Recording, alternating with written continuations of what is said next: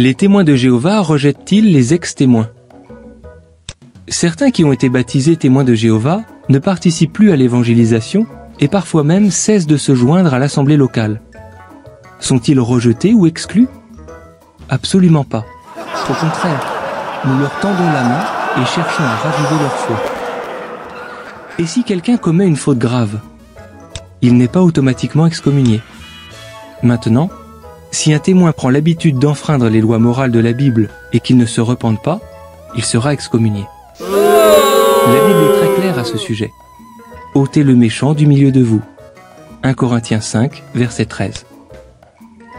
Que se passe-t-il dans le cas où un homme est excommunié mais que sa femme et ses enfants restent témoins?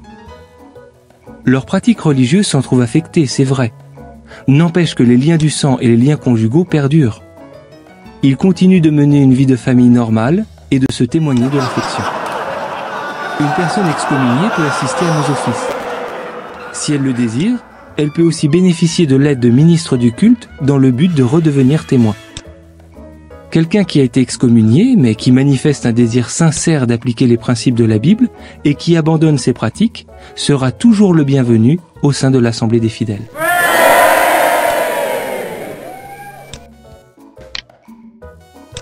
Les activités familiales et les contacts qui sont du ressort de la vie quotidienne normale pourront donc peut-être se poursuivre.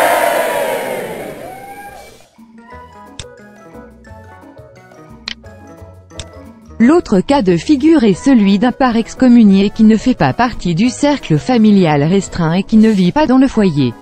Bien qu'en de rares occasions des contacts limités puissent être nécessaires si l'on veut s'occuper de questions familiales, tout contact de ce genre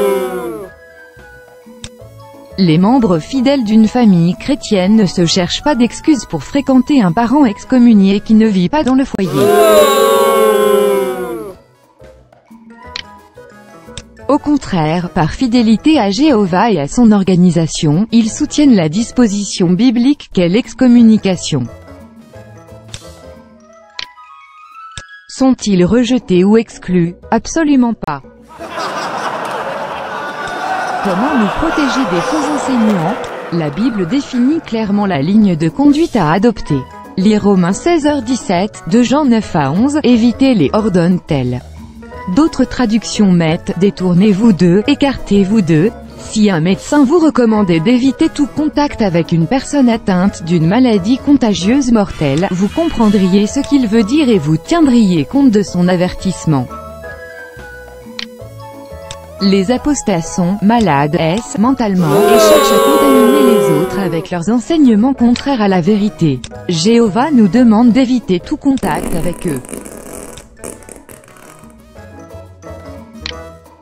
Sont-ils rejetés ou exclus? Absolument pas.